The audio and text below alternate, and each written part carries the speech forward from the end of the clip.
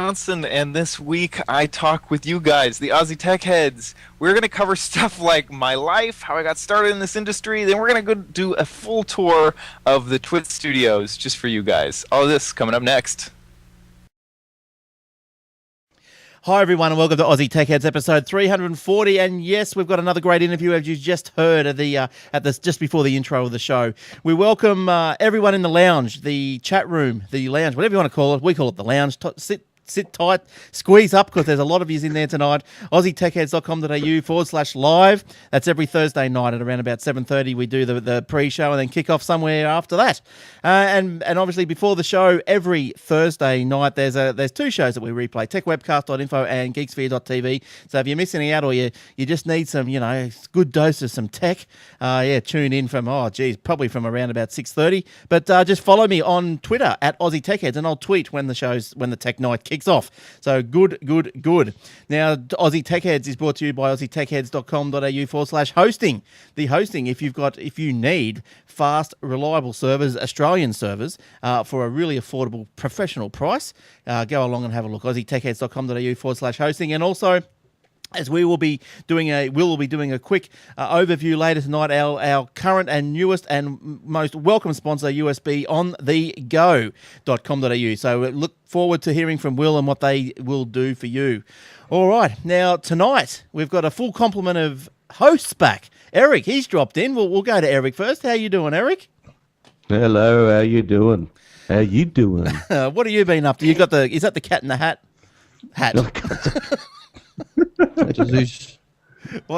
What is that? So what's been going on, Eric? How you been? Just busy, flat out? Oh, everything all good. I'm just been extremely busy. That's all. Yeah, flat out like a lizard drinking.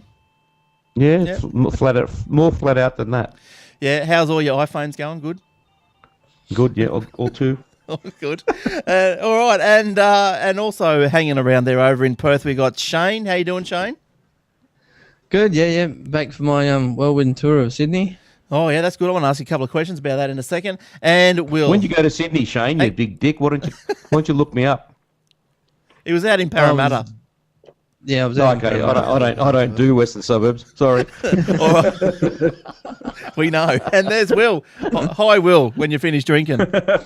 How we doing? Good. You're in a weird window there tonight. Yeah. Yeah. Yeah. All right. Don't ask. All right. Well, I think Shane's done the most interesting thing out of us all this week. So I just want to go back to Shane. Oh, that's better. I want to go back to Shane and see how he's been. So your trip to Sydney, Shane, what's that all about? What did you do? Was that the fun? primary reason was for me to go on a 3-day course, an IBM course for the system that I look after at work. And then the last couple of days I was working at our Parramatta office. So the first 3 days I was in town itself. I was at the some travel lodge starts with W. Oh. Can't think of the name of it now. Oh, yeah, the one in the city. Can I say the YMCA for a second? No, the Wynyard or something like that. I was near Margaret Street. Oh, the Wynyard. Wynyard, is it, or something? Wynyard. Yes. That's the one. There's Good only one. and I was one that went. There's only. Oh, I think I've stayed there. Did you book his travel for him?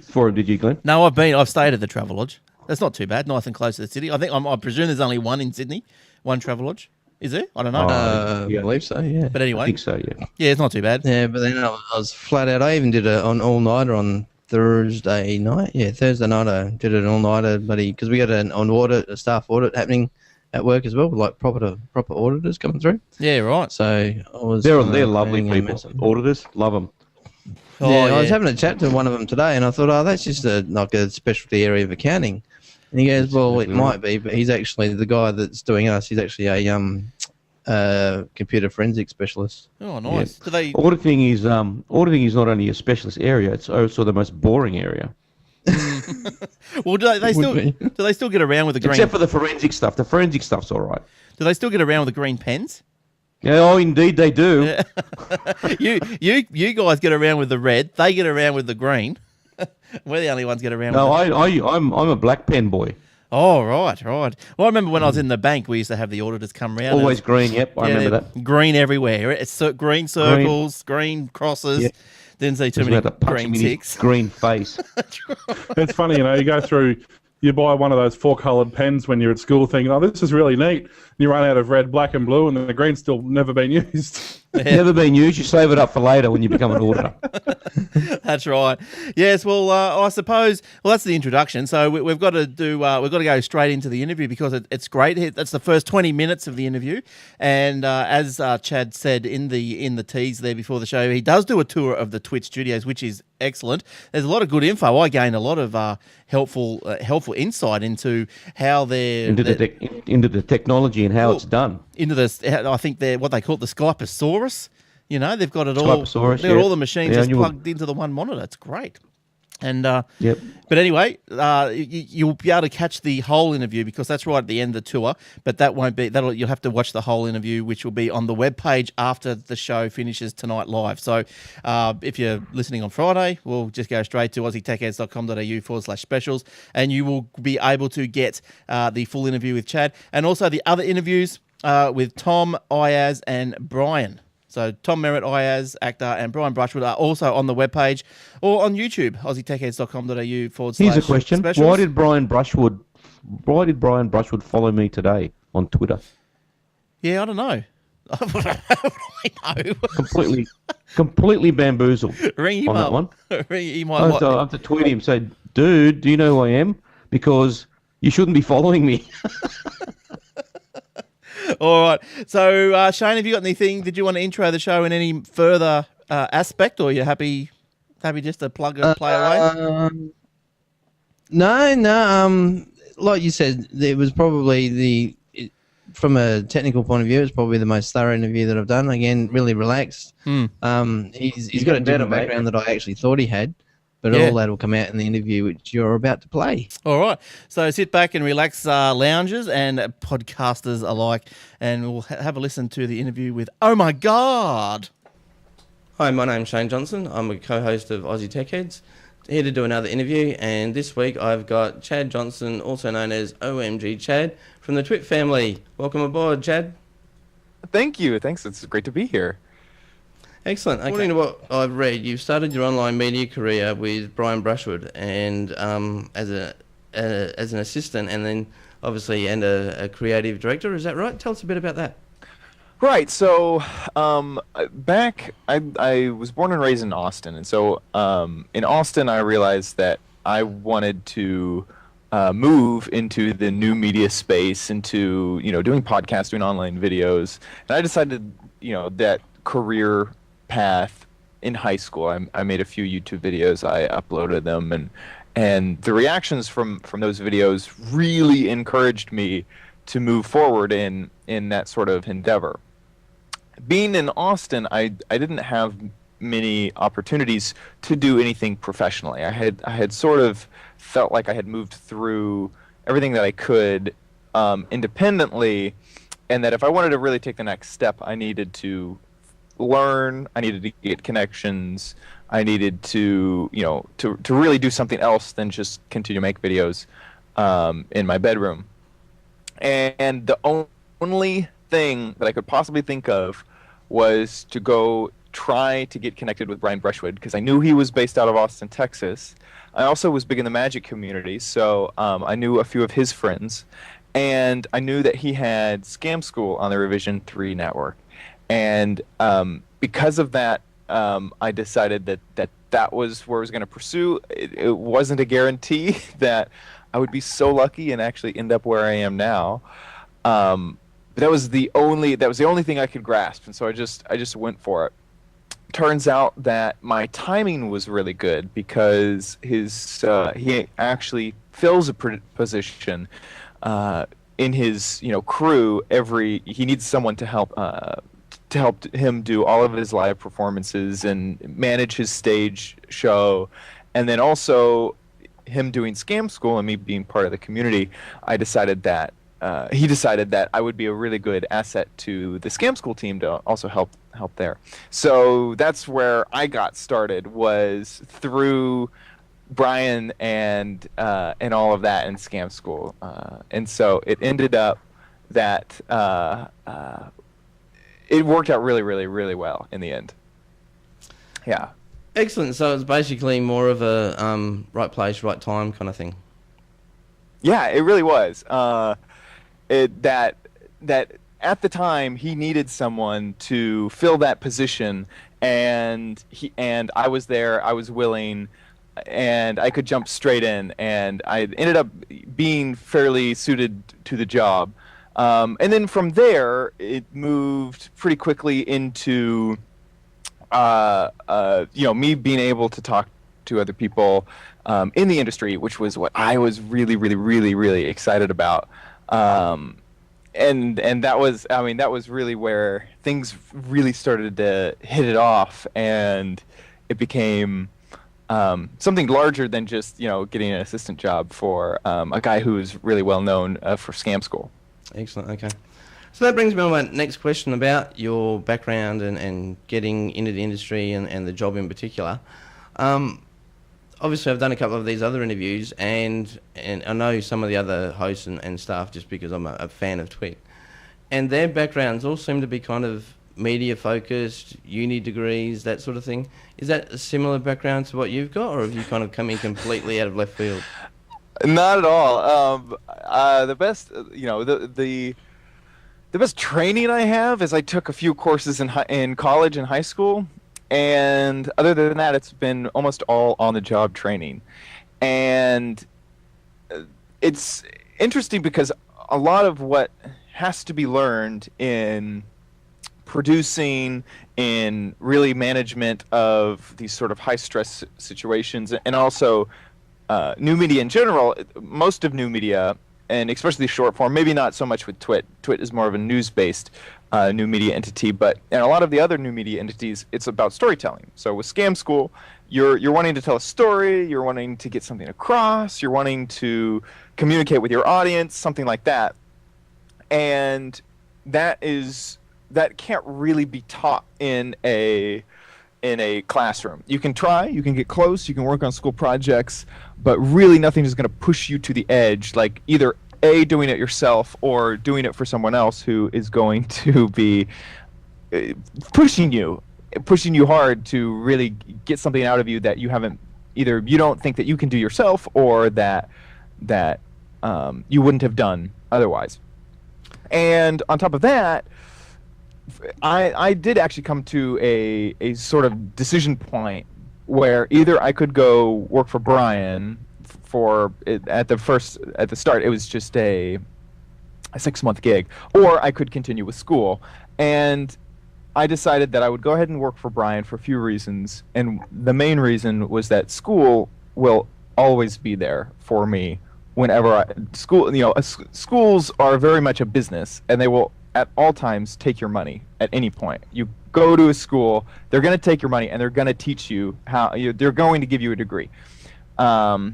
And a connection with Brian and that sort of business connection isn't that same relationship. And that could, I had the decision to do the Brian gig or go to school, and school was going to wait. Brian wasn't. So that's why I decided to go on down that path at that point. We have a similar kind of situation here, and me personally, I've taken advantage of it where we do have your regular universities. We've got online learning, mature age kind of students, and I didn't do things traditionally either. Like 20 years later, I thought, I'll go get a uni degree, and right, taken me forever because I'm only doing 1 year at a time because I've got full-time work and everything. But yeah, I'm hoping to achieve it one day before I croak it. Absolutely, and there have been times where it's been a hindrance. Before I worked for Twit, before that job came around, I was looking for other places, and lots of places really require some sort of degree, and you have to convince someone that you can work on your own and that you can do it by yourself without that piece of paper that says that you can. Okay. What sort of other tech things have you been into? Obviously you're a gamer because of the Minecraft thing, but do you also dabble in programming? Do you is it just strictly gaming, or do you use it for more business related stuff?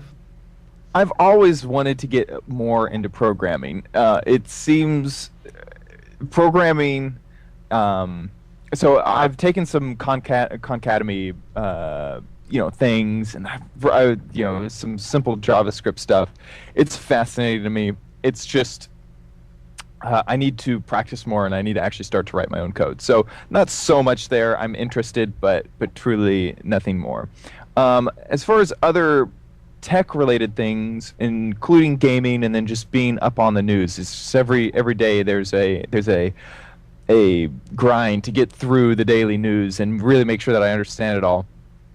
Other than those things, I would say my other passions in tech would be more community, I think. And YouTube was definitely a place that I started and I continue to grow with, and it's amazing to me that YouTube has moved from where it was 3 years ago to where it is now. So I guess on the tech side of things, it's tech news, video games, and then YouTube, and by extension YouTube, just video tech in general. I've always been interested in video tech.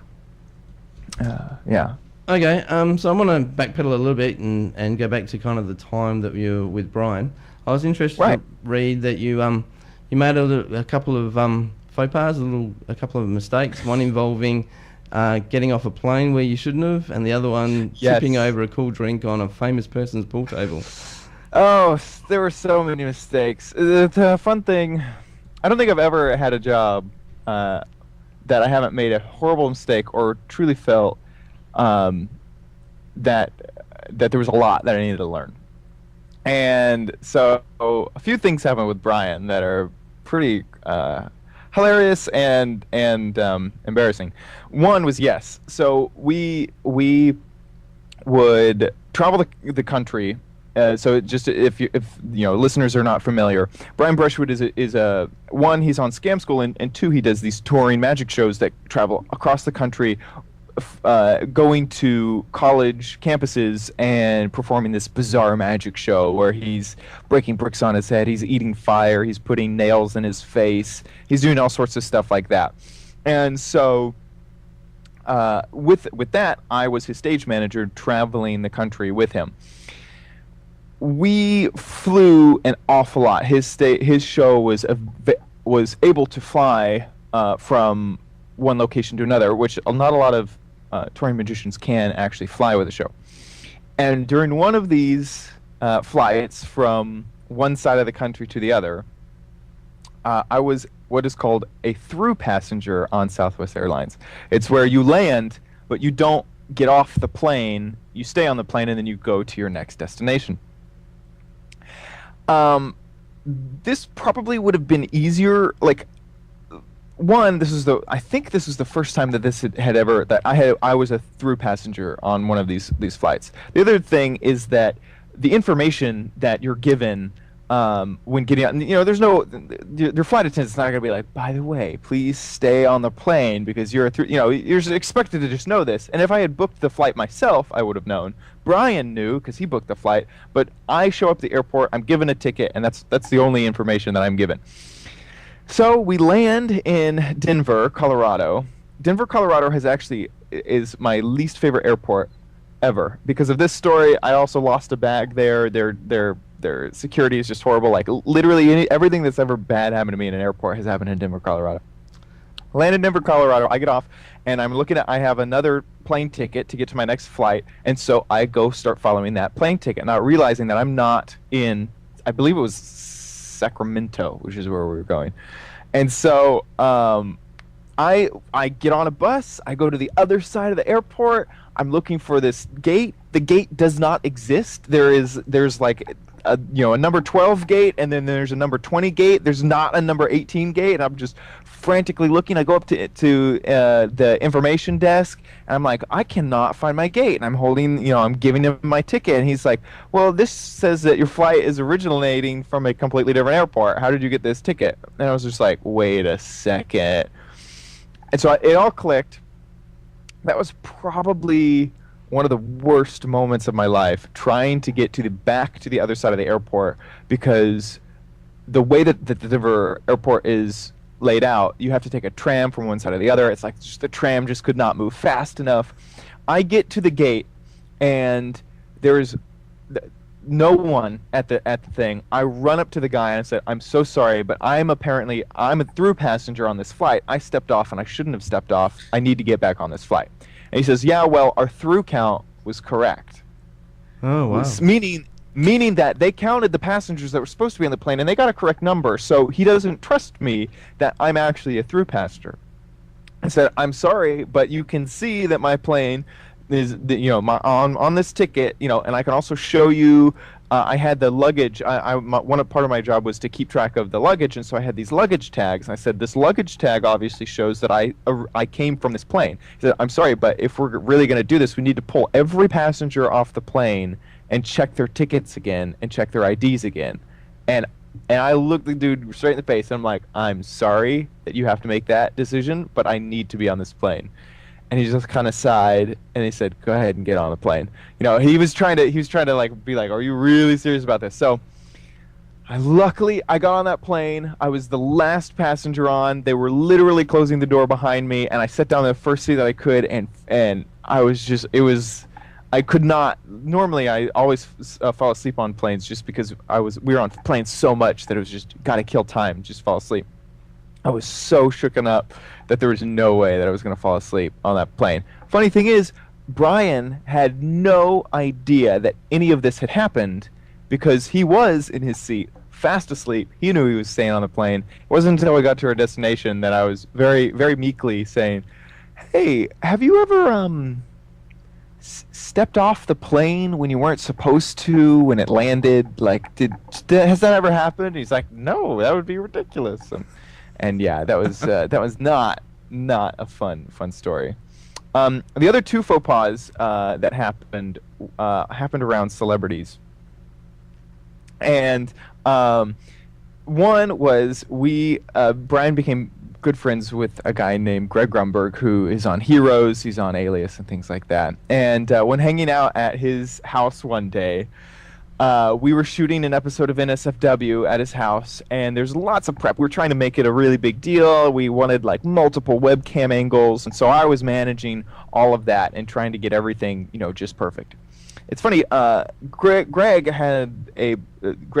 Grumberg does a few things, and one of his partnerships that he has with, I believe it's a charity event. They give him free energy drinks. So he has you open up his refrigerator and he has tons of these energy drinks. So I had one of these energy drinks that I was using to just wet my throat, and we decided to set up the show in his pool room.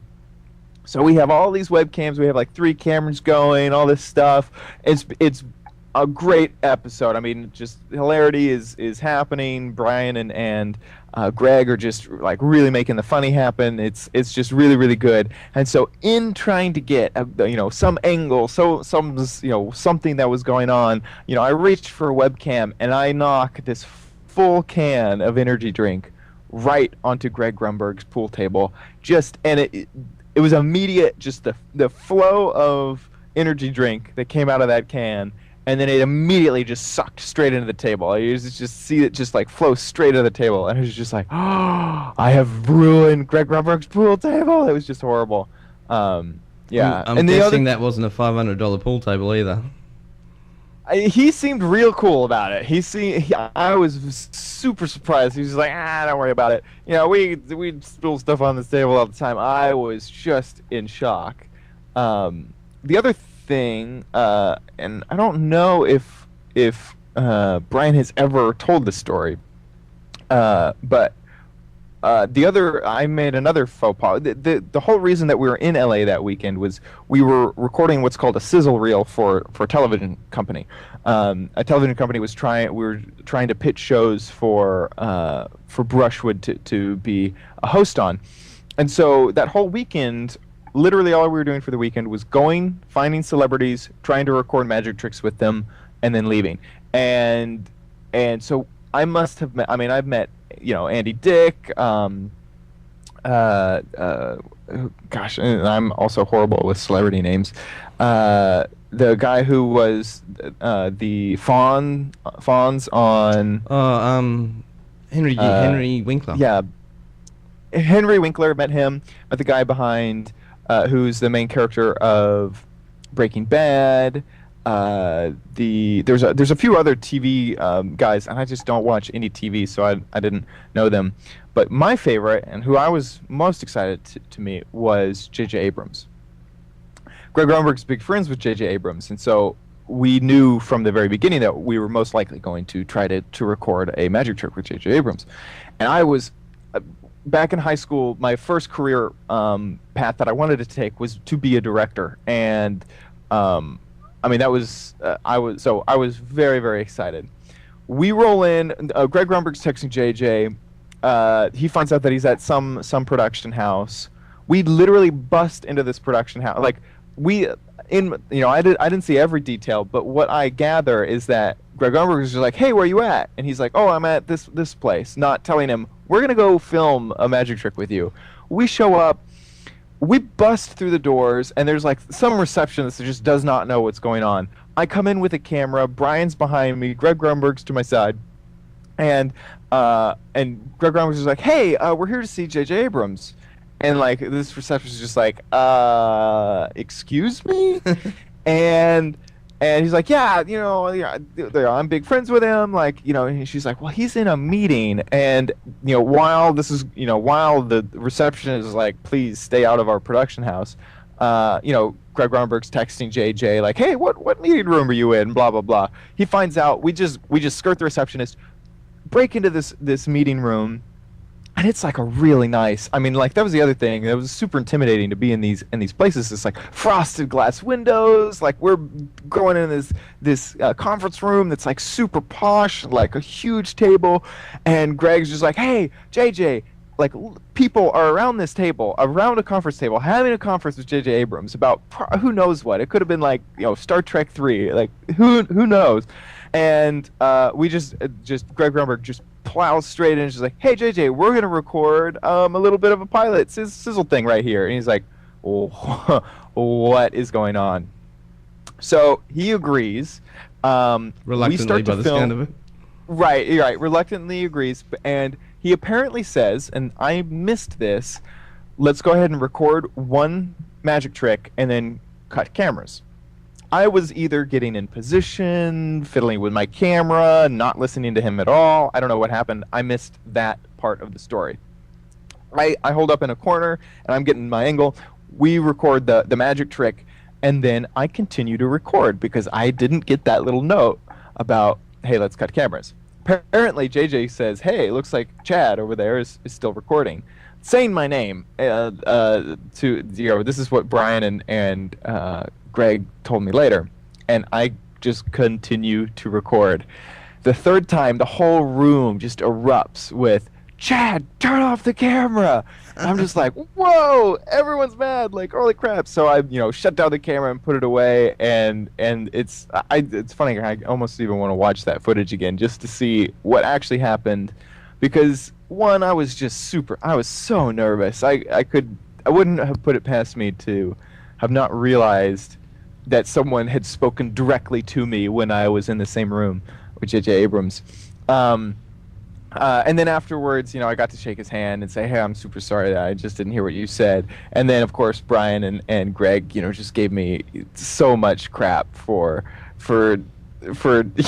not listening to when J.J. Abrams was like, "Hey, why don't you go ahead and turn off that camera?" And I'm just like, "Oh yeah, I'm just gonna stay right on you." Right. So yeah, those are my horrible moments and mistakes in my career so far. All right. Well, if you want to see more of that interview, it's aussietechheads.com.au/specials. Don't forget the other ones. All right. Shane, are you back with us? I am, yes. So I had to, it was good timing that the actual phone call came through when I was muted. My brother-in-law is coming around to fix one of the lights, and he reckons that he has to turn not the whole power off, but it's just the power for the lights. But right. He's the same brother-in-law that blew up his computer. Right. I hope he lives an hour away. All right. So that pretty much wraps up for now the interviews that Shane has done, and he's busily working on some more for later in the year, hopefully. So, yes. Well done, Shane. And we just want to just take this opportunity also to thank everyone that participated in the interviews and also for Twit for allowing the talent to be accessed. So thank you to everyone involved. All right, we better get into some stories, I suppose. Where are we going to start? John, I'll have a go. Do you want me to have a go? Well, hang on. Before we do, what we might do is, have we got Will still here? Yes. Will, would you want to give us a brief overview of what our new sponsor is providing? Yeah, we have a new sponsor, USB on the grow. On the grow. USB on the go. Yeah, you plant it on your ground and you water it and you get 3 USBs tomorrow. That's right. And basically, if you've got an Android device, you're possibly familiar with OTG, which is short for on the go. And what it is, it's basically a bunch of cables of various things that allow you to use where you would normally just plug your data cable in or your charger in on your USB port.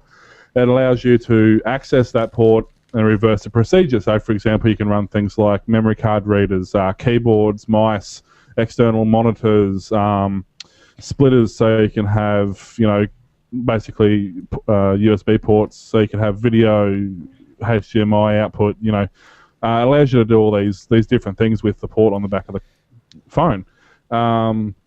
So I'll be having reviews coming up over the next few weeks of all the different devices that are applicable to my particular phone. But if you go to usbonthego.com.au, their website there, you'll see they also sell other things. They do sell memory cards and things like that as well. Now, the good thing about this is he's based in Sydney, I believe. Australian stockers, Australian provider. All the cables they get, obviously, they're obviously not made in Australia, but he brings them over. They all get tested. They all get checked. Now, I have bought on-the-go cables from eBay, and I can guarantee you about 90% of the time they don't work. So it's really good to be able to find a reputable dealer who actually sells them for virtually the same price as you can buy them on eBay anyway. And they're all tested. They all work. They actually test them on the device, like because I've got the Note 2. I said to him, "Hey, have these been tested on that particular device?" He's like, "Yes, they all guaranteed to work. They've all been tested." He also sells things like the Lightning connectors for the iPads and iPhones and iPad Minis, and he sells cases and screen protectors and things like that. But things like the card reader, I actually used the card reader on the weekend because we had filled the memory card up on our digital SLR, which uses a full-size SD card, and the only thing I had with me was my phone, which has got 32 gig of data on it. So I actually plugged the little mini card reader in, put the card into that, downloaded all that onto my phone, and then we would be right. We normally carry more cards. We just forgot this time. So yeah, it's really good. All right. Yeah. So that's great. So we'll be doing more what's in the box. You get the bundle. And there's heaps of stuff because I got the bundle, and there must be there's more than 6 There's about things seven or eight cables in there. That's right. Yeah, there's all sorts of things. So give it a shot. Have a look. usbonthego.com.au and suss them out. There'll be a link on the webpage shortly.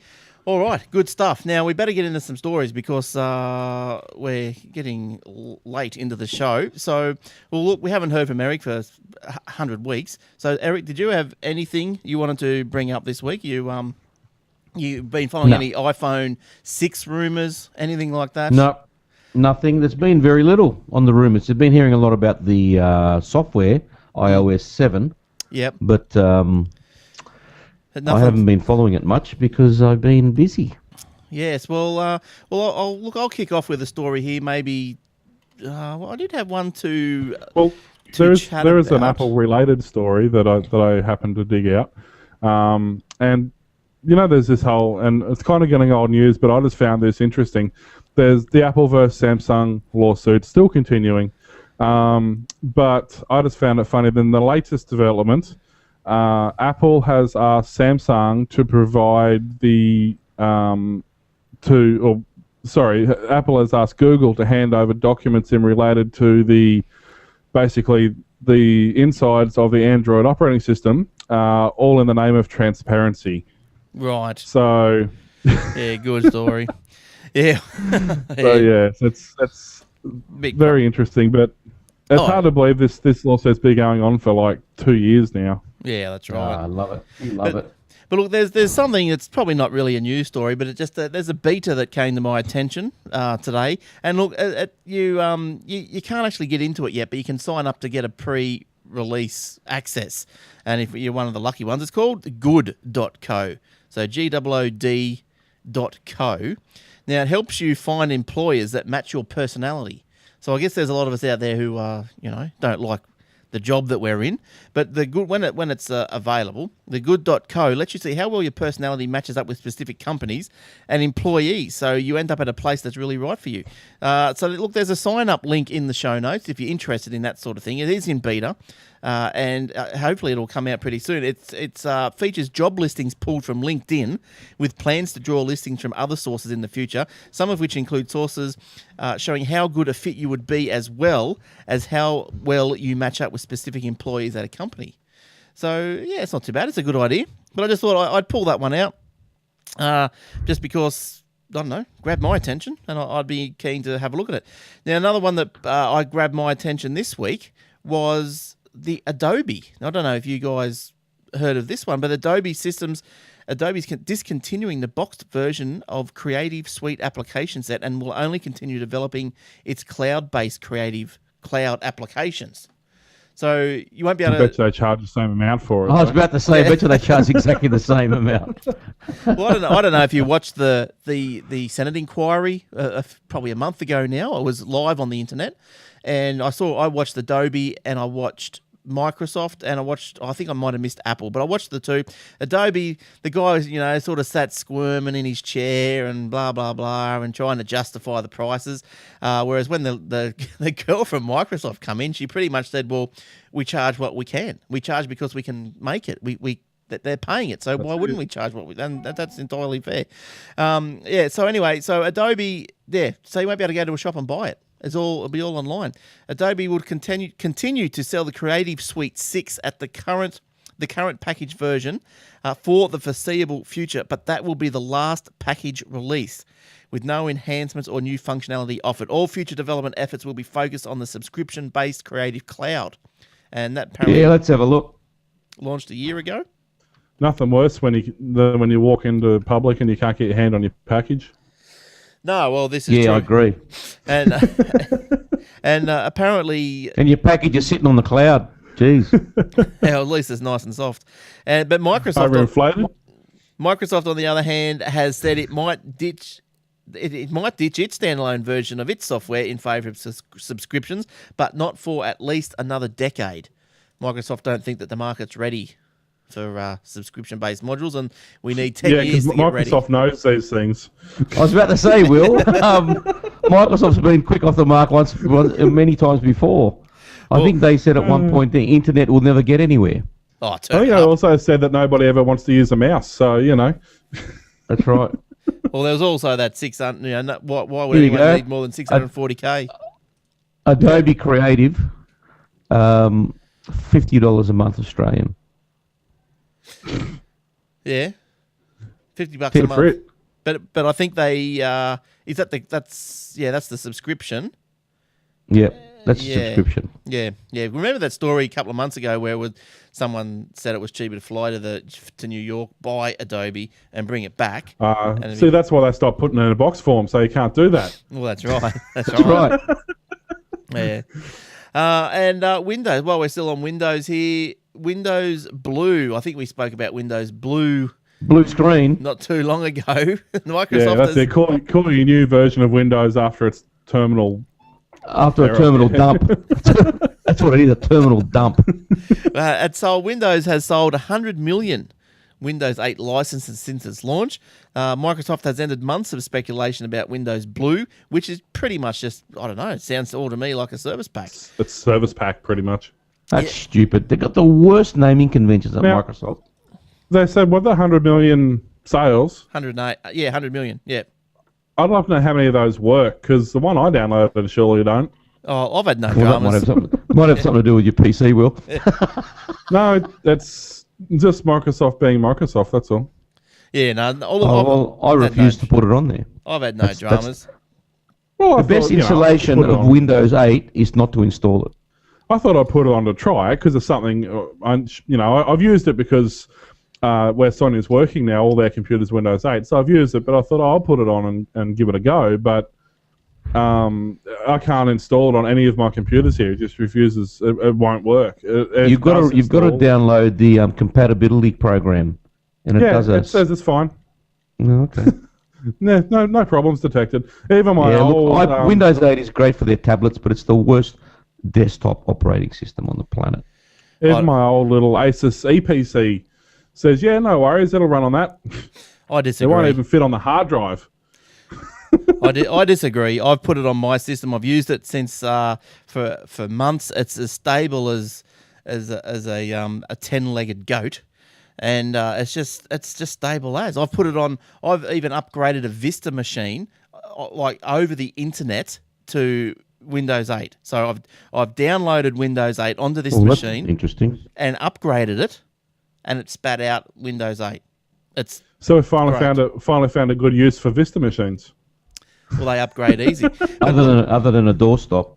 Yeah, you can upgrade them to Windows 8. Well, that's right. Look, I had no dramas. Look, there's some software is still catching up. Which is not Windows' fault. It's the software. I mean, stuff's still catching up to Windows 7. So. But in any case, Microsoft love it. I've had no dramas. The company today provided further detail hinting that the version would enable smaller Windows 8 form factors. So there you go. You might be able to stick it on the EPC after all, Will, when the Windows Blue comes down. It will deliver the latest new innovations across an increasingly broad array of form factors of all sizes, display, battery life and performance, while creating new opportunities for our ecosystem, Microsoft said in a statement. The number of devices certified to run Windows 8 is currently standing at 2,400. There you go. Yeah, that's how many PCs in the world run it properly. What? That's how many devices over the world that run it properly. You got hardware issues. You got hardware issues. At the same time. You got static hey, issues. There ain't nothing wrong with my hardware. You've got it's in the cloud. Now, you got your head in the cloud. Oh, is that where I put it? I think, Will, your hardware is now software. Gone mush. Now, I don't even have a floppy drive. I don't know what you're talking about. That's right. Now, did you have any stories, Will, this week? I do. What do you want to talk about? There's a few things, of course. There's not a huge lot of development, but a couple of things that are interesting that are coming out is, for example, Samsung has announced their new phone, of course, because they like doing that. But the one they're releasing is going to be a budget phone. It's dual SIM, so you can run 2 SIM cards and you can run them at the same time. And it will be a dual-core processor. It'll be the Galaxy Core processor. It'll have a 5 meg camera. It'll have 8 gig of internal RAM, or 8 gig of storage, 1 gig of RAM, dual core 1.2 and a 4.3 inch screen running Android 4.1. So they're predicting this thing's going to be about $69 available at like Dick Smith and stuff. Yeah, okay. So that's going to be amazing, especially if you're not sure about Android, if you want to give it a go. There are some cheap phones. You can buy $40, $50, $60 phones at the moment, but they're pretty lame. They're running old versions of Android. They're on slow hardware. So effectively, this is, if you look at the pictures, it basically looks like the first version of the Galaxy. Right. So to look at, no. so it's not a bad looking phone. It's actually, it will be more powerful than the first version of the Galaxy 2 because it's a dual core. So, but yeah, it's a good way to get into things. You mean what? There's also, that'll be good. Are you gonna take the yeah, cover off? sort of. It looks a little bit more stylish. It looks the same as that, but I think it looks profile more like the S2. So it's sort of a bit of a crossbreed. That has not been on since I got the iPhone. All right. Well, you need to turn it on because you've got to put the OTG stuff on it. Yes, I know. And look, I even went to the Play Store the other day too because I wanted to download.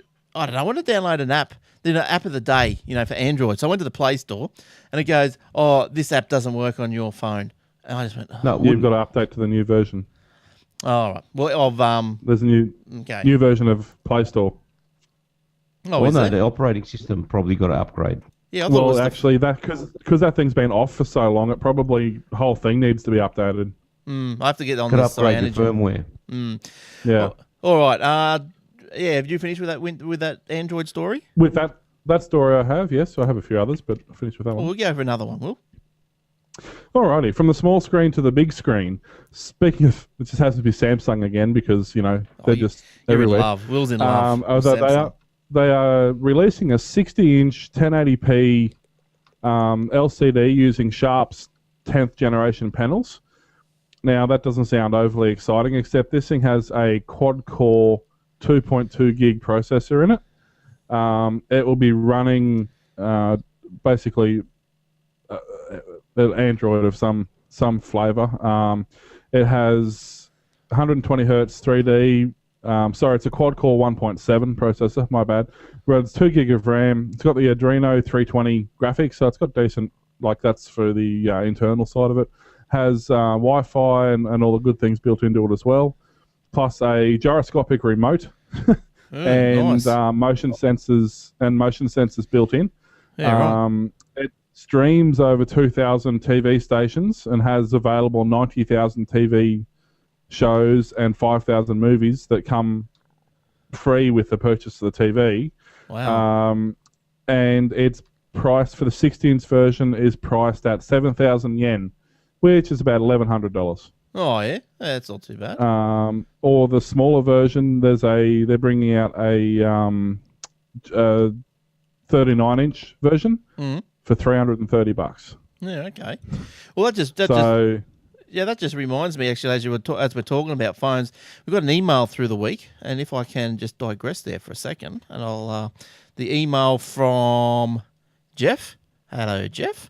And he goes, we've been talking about Kogan, and the trouble that they've been in, and he writes, just thought I'd give you a review of my experience with Kogan Mobile. He applied for it. I'll read it in the first person, okay? Just so that means just how he's written it, so I don't get too mixed up with all the pronouns. But I applied online back in March for the $29 a month unlimited plan. Unlimited calls and texts plus 6 gig of data. They emailed to say the SIM has been sent. After 2 weeks, no SIM. I tried to contact them. I rang their number and was put on hold for 30 minutes. Sounds like Telstra. No one answered. It cut off. I tried again the next day, and the same thing happened. I attempted a third time and heard a message say, if you push 0, we will call you back. Okay, let's try that. It rang back 6 hours later. I thought, you beauty, but again went on hold for 30 minutes, and it cut out again. Grrr. I was pretty upset. That wasn't the word he used anyway, but we'll insert that one. He was pretty upset, as you can imagine. I then decided to email and have my whinge in writing. They emailed back within 20 minutes and I had it sorted ASAP.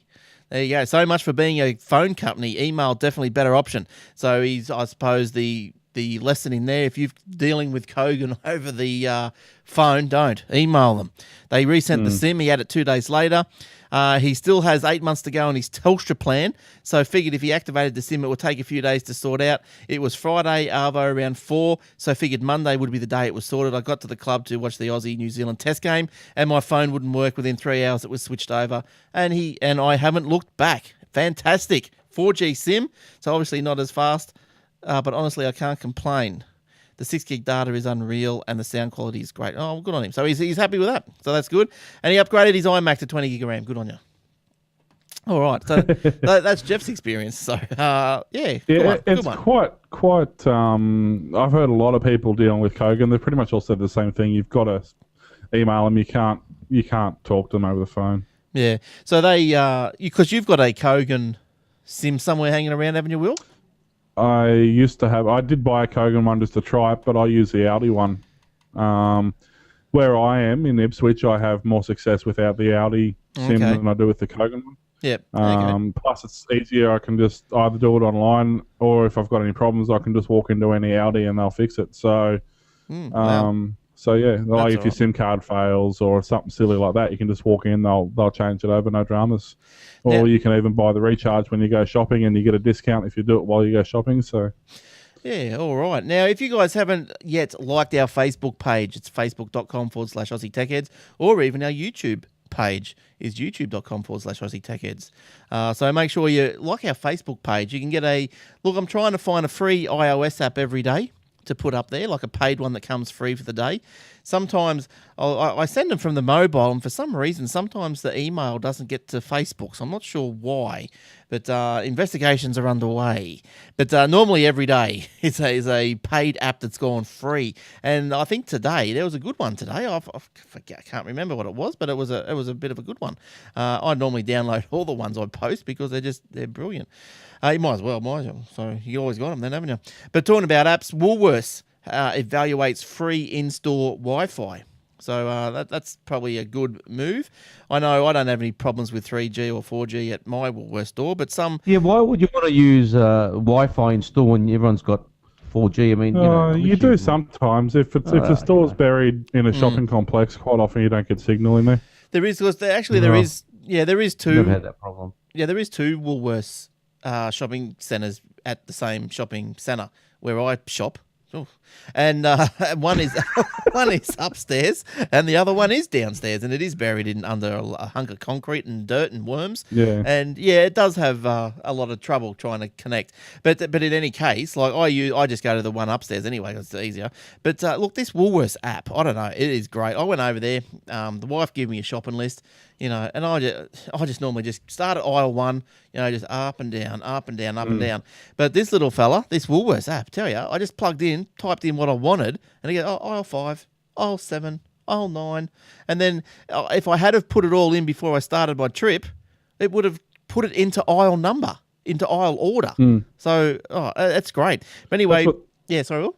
The Aldi app does the same thing because all the stores are laid out the same. So when you do, you can actually place your order online, pretty much a quantity. It tells you how much everything's going to be. And when you bring it up, the shopping list up, brings it up in order of, as you're walking through the aisles, what you're going to come across. Yeah, so that's pretty good. So Supermarket, they're considering offering free Wi-Fi in its stores so customers may use the application.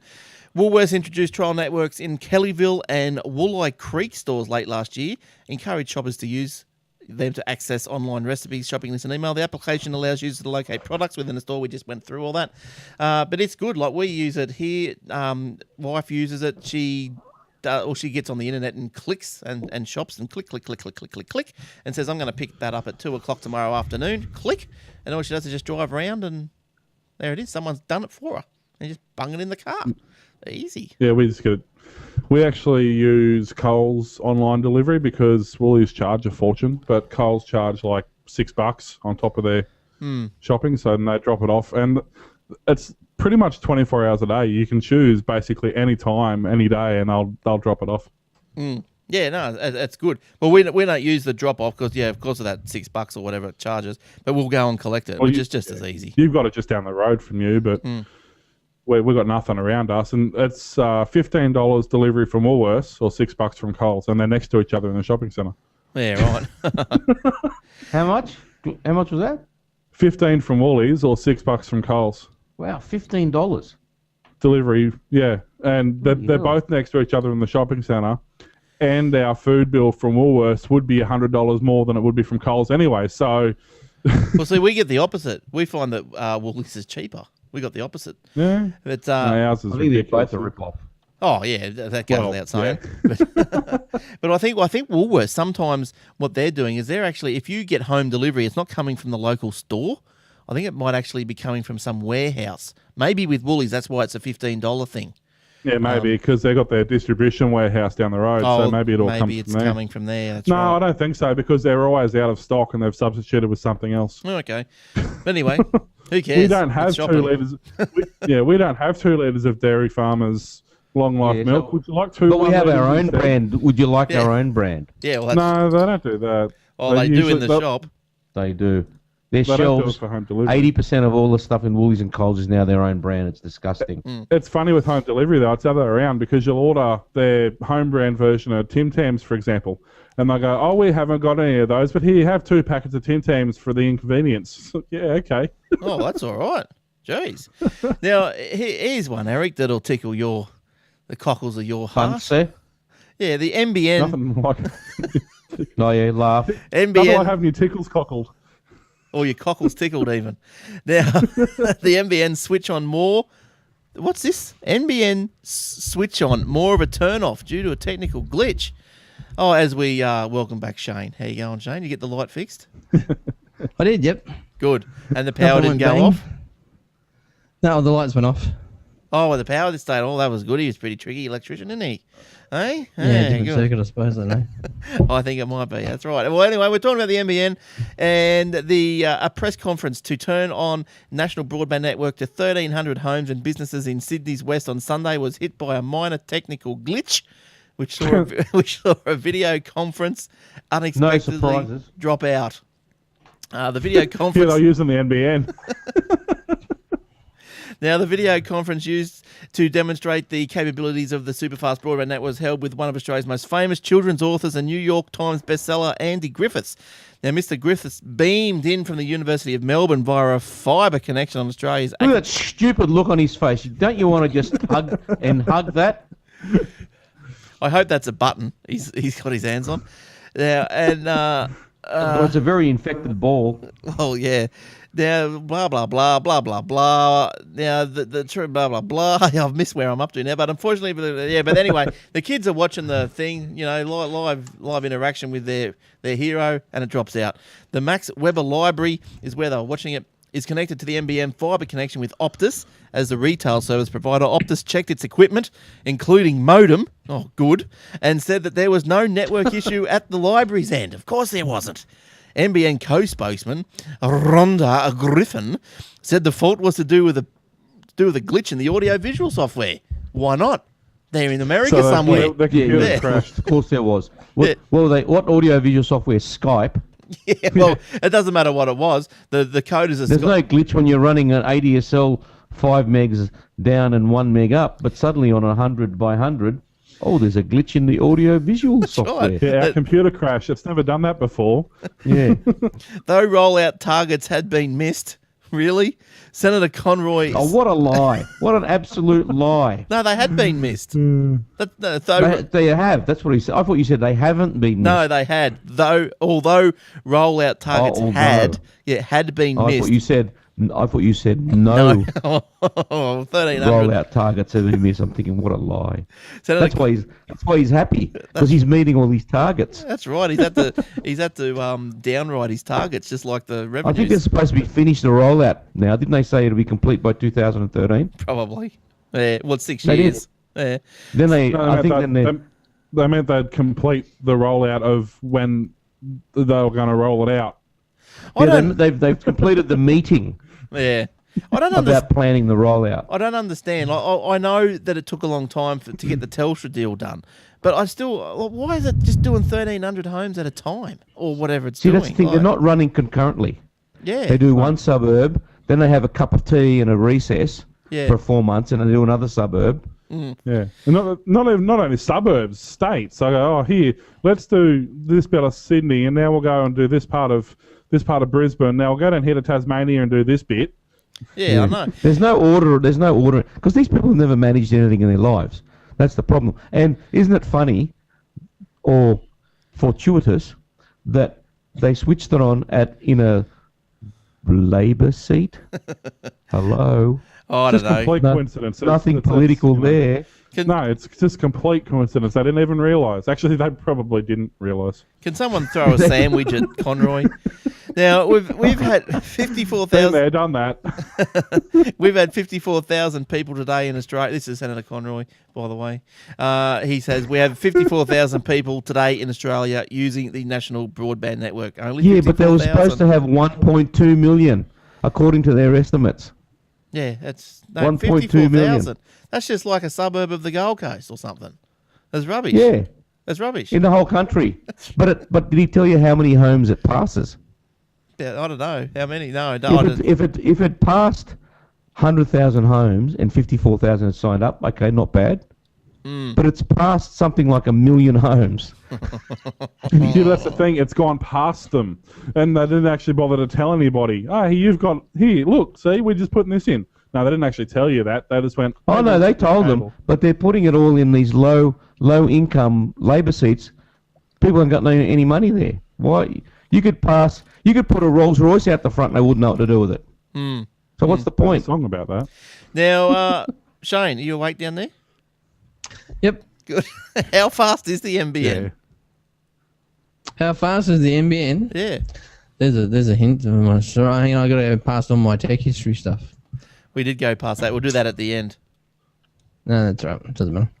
All right. So how fast is the NBN? Brisbane PhD student James Watkey told This is a news.com.au. Scam.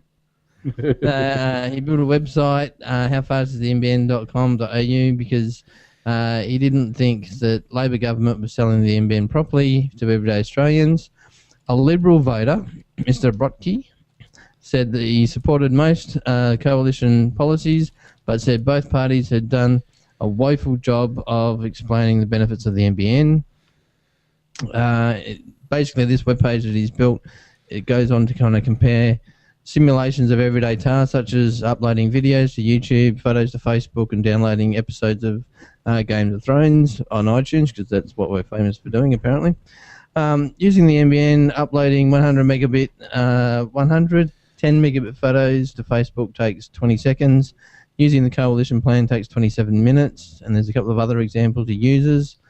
Mr. Brotke said that he based his calculations on the assumption that the upload and download speeds were 100 megabits download and 400 megabits upload for the Labor's NBN, and 25 down and 5 up for the coalition's proposal.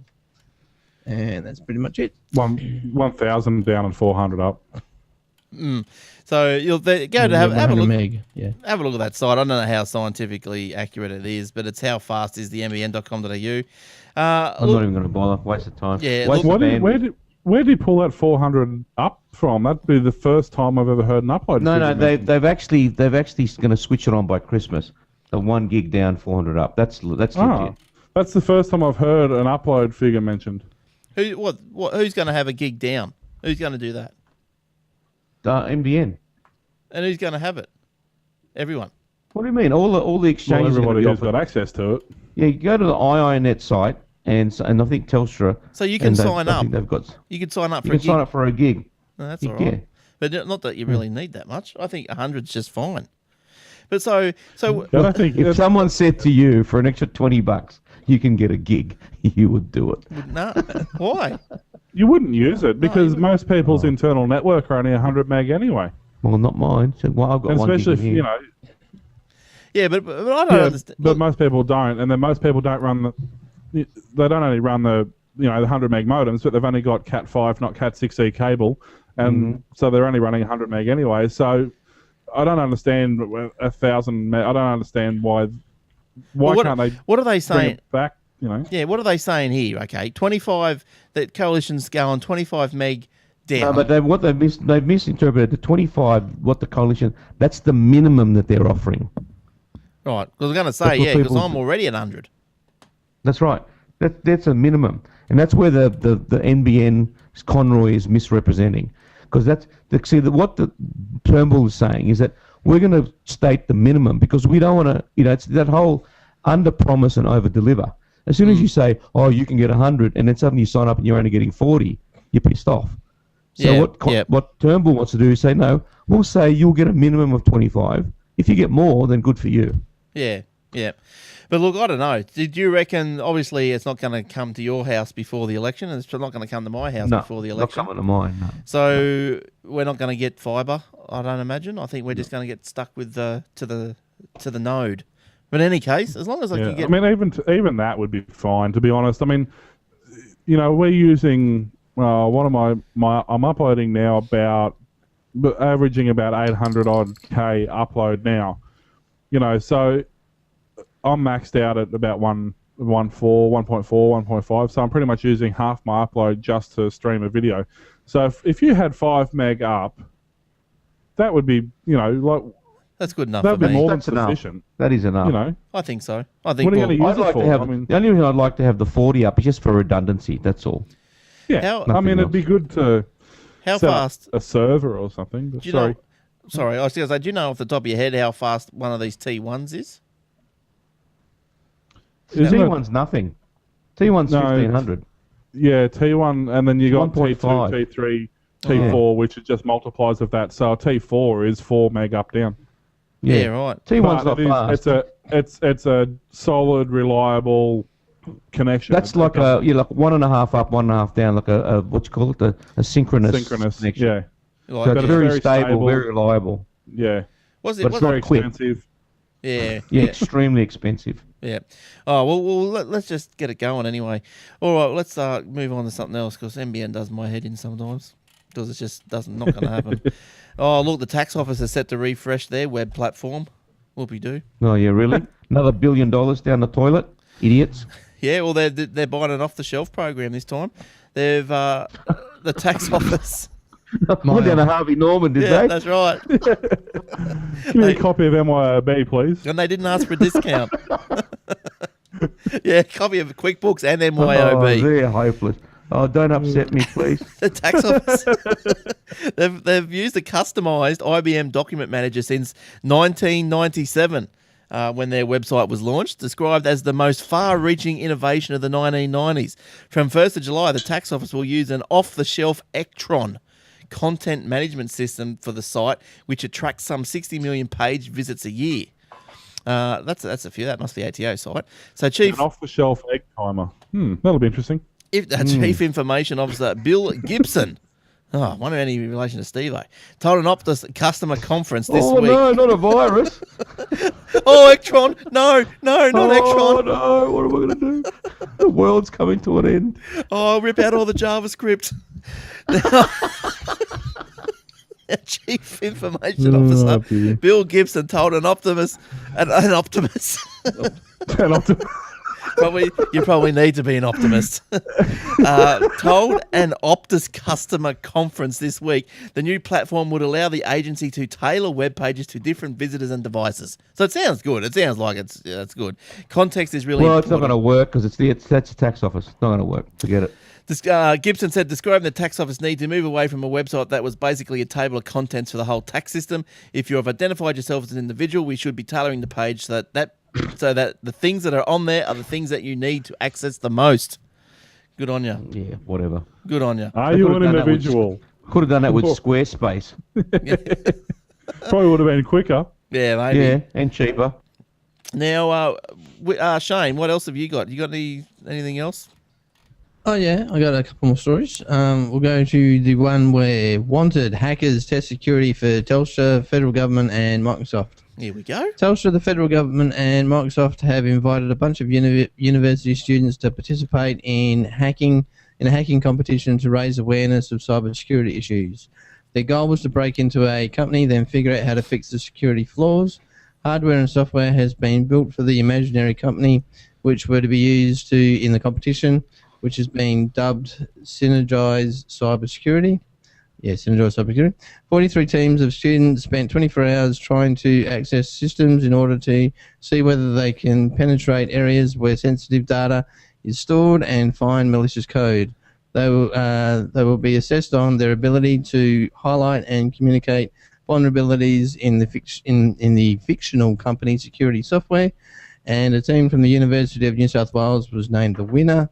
Goes on to say, Mr. Burgess said, and he's from Telstra, said that targeting students with hacking capabilities while they are young is an important way to incentivize them against falling in with cyber criminals. The winner of the competition will travel to San Francisco to attend one of the world's largest hacking conferences, Black Hat.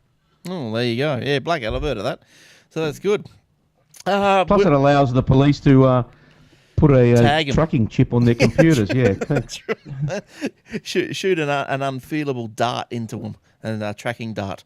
Now, Will, have you got anything else before we sort of start wrapping up? Yeah, a couple of quick stories. XBMC, which, as you know, or you may not know, is a Xbox Media Center. Yeah. It's now it's been on a lot of platforms. It keeps spreading. It's recently been released onto Raspberry Pi, which is the little prototyping board that is taken off great guns. It actually says somewhere here, it actually said how many, but they have released it to Android devices now.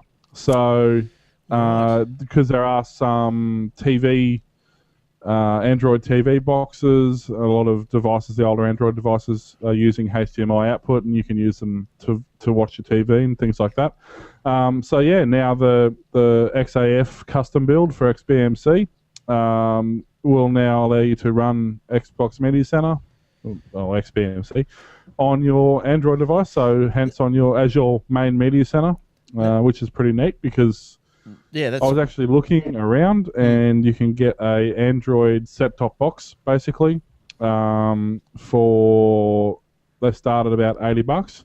Now whether or not it works on that at the moment, given that it's only a beta pretty much at the moment, so its devices compatibility would be down. Obviously, you can check out on their website what it works with, but it's certainly something that will be pretty neat once it bumps up in the next level. And I just want to ask you a question. Become, Just ask you a question about all this sort of stuff. Now, you know these smart TVs. Now, are they, like, say, a Samsung smart TV? Are they running Android? Is that what they're running? Do you know? I don't know if they run Android. They do definitely run some sort of a back end. I don't know whether it's customized. I honestly don't know, but I would imagine that would run. Linux-based thing. Yeah, it'd be Linux of some description. Yeah, okay. You'd have to think. I mean, it might be Java or Flash, but now there's no. You still can't put the XBMC onto the Apple TV version 3 yet. That's still not jailbroken. Well, you probably don't know. I don't know. It's Apple. I don't know. Yeah. Apple, you know that. But associate with those people. But speaking of, no, I wouldn't. It wouldn't surprise me if you can't. It's not something because it's a sort of open source platform and it's being developed, in bits and pieces. It does take a while for any updates. Even updates for Linux installs and for Windows installs, they're few and far between, just because it takes so long to do it. So. Yeah, so you're running a version of XBMC. Are you running it at the moment on anything? I have a media center that I'm testing at the moment. It's not my everyday media center, but I do have a version on a laptop running as a media center. Now, I've never tried it, but I intend to. But can you? Is there an add-on that you can get so you can do the record free to wear? Yeah. Yeah. Cool. Depending on if you're running under Linux, there's a program called Mythbuntu, which is a TV tuner / recorder, like DVR style software. Right. I don't know about the Windows. There would be one under Windows, but I don't use it. I only use it under Linux. I figure if you're going to run XBMC, which is a nice, quick, stable operating system, you might as well run it on what it's natively designed to run on, which is Linux. So yeah, okay. So I have a question, and I think you kind of answered it just then. This XBMC thing, is this something that sits over the top of Android, or does it replace Android? I believe, I haven't delved that deeply into it, but I believe it just is effectively an app at this point. I can't see it being a problem in the future if you wanted to specifically run it. It would nearly be all-encompassing enough to do that, at this point, it's, as far as I know, it's just just like an app, effectively. Now, okay, cool. Now, talking about Apple TVs, Eric, is there rumours about a next generation Apple TV coming out? Have you heard anything about that? The only rumour I saw the other day is that it's not the next Apple TV will be an actual TV. Okay, yeah, right. So all of that, the little puck will be built into it, effectively. Yeah, yep. But it just needs to be a bit more, I don't know, integratable, doesn't it? Is that a word? But anyway, it needs like hackable. Page of the dictionary is that on? Hang on a minute. They changed the meaning of misogynist, so we'll change the meaning of that too. But that needs to be integratable, because I don't know. I haven't got time to explain what I mean anyway. But you know what I mean. You can watch you can watch the YouTube on it, but you can't sort of just hook up to a drive on your PC and stream from your drive on your PC. Yeah, I know what you mean. It should be peripheral friendly. Yeah. So it's got to be like, I don't know, Linux or Windows. Yeah. That's right. No, William. That's not what we're saying. How dare you associate user friendliness with those? Now, did anyone else have anything else before we go? Did you have any more, Will? Who's that? Shane. I might have. I've got one that follows on from kind of what we were talking about. I don't know if you mentioned this in my absence, but LG lodges an Australian trademark for the Optimus G Pro. LG has logged an Australian trademark application for the Optimus G Pro Android smartphone, despite continuing to deny the device will be released to Australia. It goes on to sort of say that it was the first discovered by an Australian trademark blog, TM Watch.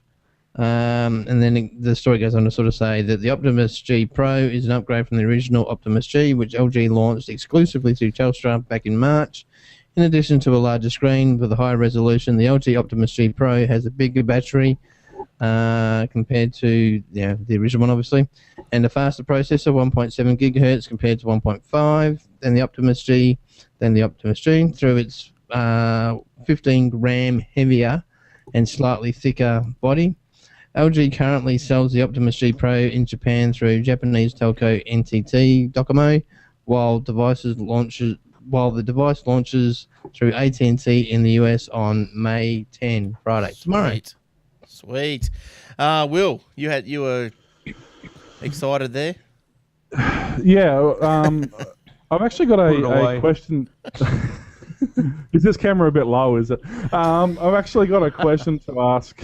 I don't know what screen grabs you're putting up there, Glenn, but it's rather distracting. Our listeners and viewers, now I just bought 2 of these Gigabyte HD 7750s, which if you're really interested, there's the part number there. They're GVR7750C 2 GIs. Now I bought 2 of these to put into these are graphics cards that video cards effectively, but they're pretty potent graphics cards. Just touch the them a reason bit I bought more. 2 is because I want to run Crossfire on my motherboard.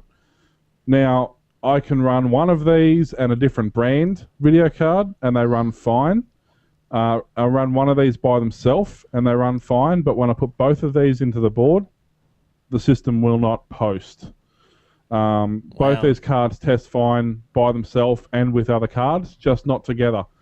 Now, I've upgraded my power supply to a 1,000-watt power supply.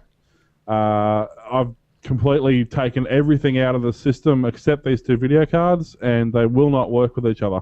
So I just want to ask the listeners out there if anybody's had experience with those on an AMD system. What about updating BIOS? Yep, done that. Yep. I'm running an MSI motherboard. I can't give you the model number at the moment because I would have to open up my system properties, and that would probably be problems. But yeah, they should work. They're both PCIe 3 cards. They're both PCIe 3 slots on the board. It doesn't make any sense. I'm well within the power requirements. I'm within the system requirements, and I even asked the guy down the road who sold them to me. The reason I bought them is because it's the same configuration he's running in his system. So I do not know. Yes, well, Give it to him to work out. Yeah, take it down the Well, he had a look at it, and just out of curiosity, we actually we did a swap over in his. We swapped cards and everything, and they worked in his. So we swapped my motherboard thinking it was a bad board, and his cards worked in it, and then neither cards worked, and then we put all cards back into his system, and then his system stopped working. So we don't know if it's just a configuration thing, and he just got lucky that they worked, or It's the NBN. That's what it is.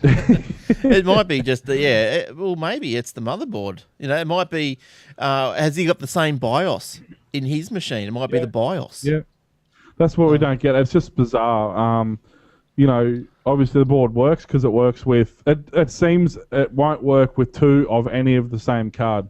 Have you Even though it's Crossfire compatible and they're Crossfire cards, and that's how Crossfire works. You have 2 of the same card. And you're doing Windows 7?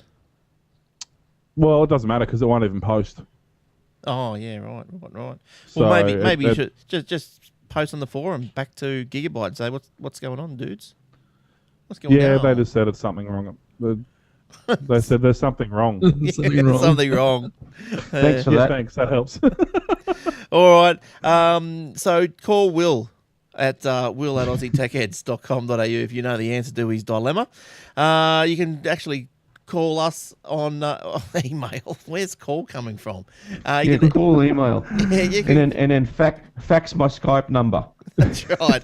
So you can email. Well, I can email a fax machine, so it's not all bad.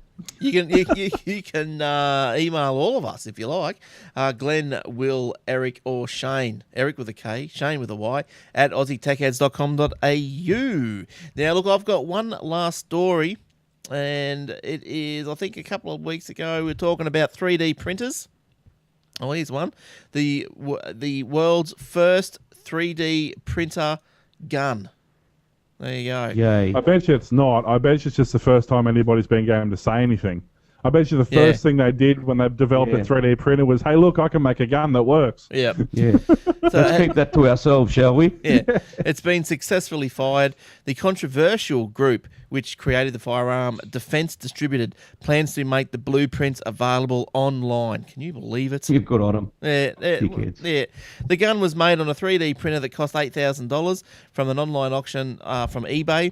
It was assembled from separate printed components made from ABS plastic. Only the firing pin was made from metal. Now, this Mr. Wilson, who's done it, he must be like a champion, who describes himself as a crypto-anarchist, said his plans to make the design available were about liberty. Of course. Oh, yeah, good one. Crypto F-knuckle. Yes. Like, put it to your own head, man. He told the BBC Hang on, if he's a crypto anarchist, where is he finding $8,000 for a printer? I don't even know what a crypto anarchist is. It's all crypto to me. Well, you can make him a lot cheaper than that. Yeah, you know what? The dole must be paying a lot where he is. He told the BBC there is the demand for guns. There just is. There are states all over the world that say you can't own firearms, and that's not true anymore. I'm seeing a world where technology says you can pretty much be able to have whatever you want. It's not up to the political players anymore. You're a hero. Oh, You can have whatever you want, but just not legally. Yeah, he's a hero. but, Isn't he? I mean, that's right. this is If you want it, go for it. But there's a jail waiting for you. Yeah. And it was successfully tested on a Saturday at a is it firing fair that only range. the bad guys have firearms? Yeah. Yeah. It was successfully fired at a firing range in Austin, Texas. Where else? Maybe you should just point it in the other direction, opposite direction. Yeah, to himself. Exactly. That's right. No, Let's just look down the barrel. Oh, I think the bullet's blocked. Bang. I'd be curious. I mean, I'd be curious to know how many rounds they fired, because of the the heat obviously expelled from that. It is still plastic at the end of the day, even though it That's is what I was. very Yeah, heavy. good point, Will. Exactly. It's a heavy But I duty. don't know if anyone's ever felt a barrel when it's fired. It's bloody hot, and you do the second bullet probably would have just got stuck in the. Well, that's in the molten plastic. That's what I was thinking too. I mean, there are guns, some of the machine guns and stuff, you can only fire 50-round bursts because the barrel gets red hot. The best gun you can make that's undetectable, kiddies don't do this, is made out of ceramic.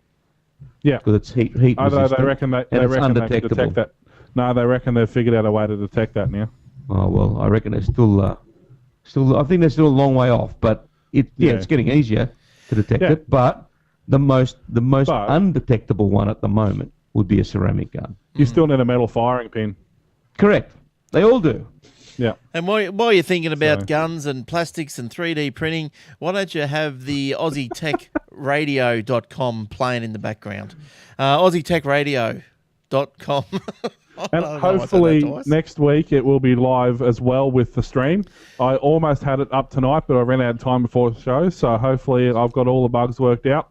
And from now on, we'll not only have the live stream, which is now available on mobile devices as well as desktop. Hopefully also the radio feed will be available live as well. Yeah, so Will's working hard to get that to make that possible. And yeah, so what is Aussie Tech Radio? What are you laughing at? Giving you a rap? We have no idea. So why don't you go listen to it and let us know? Go get that pot to make it possible. Yeah. If you don't know what it is, there's AussieTechRadio.com. Look, there's heaps of shows there, and I know there's 2 New Zealand shows. Stop emailing me about it, please. But anyway, they're just. What's wrong with the? They're What's wrong with the New Zealand watch, shows? I don't know. Watch live at Waxy's. Well, that's not on there. That's gone. The Den's on there. That's what I mean. But you got the two New Zealand shows. They're bloody great shows, and they're closer to us anyway than Shane is. So they're included, all right. So Yeah, that's right. Shane's 5 hours away, and across the Dutch, it's only 3 hours. that's right. So, how So was have it? your fish and chips and settle down. How was it, Shane, last week when you were watching the show because you were in your Parramatta hotel room? But how was it when you were at watching it at the proper time, like 7:30 at night time? Yeah, and that was good. I wasn't rushed. I mean, I was trying to do work and all that kind of stuff at the same time, which may have inhibited the actual, the internet connection because I was trying to do bloody 8 things on it. Yeah. I went and, as I was checking out, I sort of said, your cable connection was a bit bloody dodgy. And she sort of She said, said, "Shove it." I said, "No, I'll let our IT people know." And I said, "Well, that was my background, and I did the best I could by turning things on and off and all that kind of stuff and replugging things in, and it still didn't work." Yeah, well, yeah, it's hopeless, isn't it? But The bandwidth. so it was a new experience for Shane last week because normally he's jumping in on the show at 5:30 in the afternoon, but now last week he was watching it at 7:30, the normal time. Goodness. I have to say too, just one thing: if you are experiencing really slow internet, like it just seems to be getting slower and slower, and particularly only on just like one of your computers, if you've got multiple computers, jump onto the Whirlpool forums and get. I know Optus has one, and a few of the others have one. They're a network card optimizer. They're designed for Windows XP, but if you run them in compatibility mode, they will run on Windows 7, and it made a huge difference. It bumped up my download from 40 meg to 96, where it used to be, and it bumped my upload from 600 to 1.5, where it used to be. So yeah, have a look at that, and if you, that can certainly help. Well, while we're in the business of giving out tips, I'll give you a tip. And today I was having a few issues with I was typing in a web address and it was going to the wrong place. It was really weird. It was a weird scenario. Anyway, I flushed my DNS and I fixed it all up. So if you're ever having weirdness go on, flush your DNS, flush it down the toilet, and clean it out. Clean it out. Push the button. Push the button. I think the command is. While you're at it. If you want to know from memory, I think the command is... Okay, how do you flush your DNS? Yes, well, thank you for asking. From memory... Thank you. But from memory, it is in a administrator command prompt. It is ipconfig space / flush DNS. There you go. Enter. Yes. Yeah, don't do ipconfig space / remove. That's bad. Renew will work. Renew's okay. Stop. ipconfig Space / flush DNS. Now, how do you do it on a Mac? One word. I don't know. Don't do Macs. But anyway, so that's it. So look, while Eric's trying to flush his DNS... No, I flushed it. do your cookies. It never hurts to do cookies occasionally as well inside your browser. Can speed things up. Yeah. Also, look, we'll just quickly go through some of the Shane's tech history thing. Well, no, they're not Shane, they're Tom's, but Shane pinches them and talks about them. He claims them. So, no, he doesn't. Quite legally and legitimately. Let's have a look at, I don't know, the interesting ones here. May the 2nd, 1983, the second one, Shane. Microsoft Corporation announced their 2-button Microsoft mouse built for the IBM computers and meant to be used with the new Microsoft Word processor. Only 5,000 sold and only 10,000 were made. Oh, well, there you go. What was that really old Word processor that used to be around with the blue screen? Word Perfect. Word Perfect. Word Perfect. Yeah, Word that's Perfect. it. I remember that. Oh, lovely. It was far from Word Perfect, let me tell you. Yeah, because it also... They kept that name for years, though. There was Word Perfect available for years and years. They did. Because I remember Who also... bought it? Yeah, that the F Corel keys Draw, were... I think, bought it. Yeah, I think Corel they Draw, might have. yeah. Well, there's another program Word that... Star for ages. Yeah, WordStar. yeah, all that sort of stuff. What else is interesting in here? The Dex, New York City, what's that? Blah blah blah. There's more Microsoft ones. May 3rd, May the 2000. 5th. Oh, A geocache was No, hidden where you outside going? Beaver Creek. Oh, well done. Oh, let's see. Interesting. Love the goal. I love it with Beaver Creek. May the 5th, 1999, Microsoft shipped Windows 98 SE to manufacturers. The new version included Internet connection sharing, Internet Explorer 5, and Windows Net Meeting 3. Oh, net Now, meeting. we take internet connection sharing for granted now, but do you remember doing it pre-98? Do you remember having to install multiple programs just to make this? Yeah, it was, Still And I'll having do to. another one. I'll do one more just to kind of even things up. I'll do an Apple one. May the 6th, 2002, Apple Steve Jobs previewed Mac OS 10, 10.2, Jaguar during the Worldwide Developers Conference keynote. It featured handwriting technology dubbed Inkwell, an iChat messenger client, QuickTime 6 integration, and even more. oh, well, there you Good go. on you, Stevie. There you You want me go. to keep going? Or No, that'll do. I've got thousands. Oh, geez, we've been going for an hour and a half. My goodness, that's enough. All right, that's it. We're out of here. All right, I've told you the emails. Let's quickly do the Twitters at Aussie Tech Heads, at Eric with a K Franco, at Shane with a Y 1973, and at Mr. Tompkinson. What else is there? There's the paper, aussietechheads.com.au/paper. There's a /radio. We've mentioned the radio. Just whatever you do, just jump on the Facebook, like it. Please like us. We like. Don't forget to go and check out USB on the go and order some really cool stuff from there. Yep. Yeah, and go to AussieTechHeads /hosting. That's right, aussietechheads.com.au/hosting. Great hosting in it's fast Aussie servers. You won't get any faster than this stuff, and it's great. And look, I'll help you out. I think Interview. you what? On the interview, And yes, the of chat course. interview. Yeah, and the chat interview, of course. Yes, thank you. So aussietechheads.com.au/specials, and go to there and grab the whole full interview. You can go and watch the other 3 interviews in full as well. So get a bit of a enjoyment out of them. They were all great interviews. We thank them, all the guys for giving up their time. Thanks for Shane for preparing and recording and doing all that sort of stuff. And I think it is good. All right, so it's time to go. So we'll see you next week, everyone, for another episode of Aussie Tech Heads. For now, bye-bye. See ya. See ya. See you guys.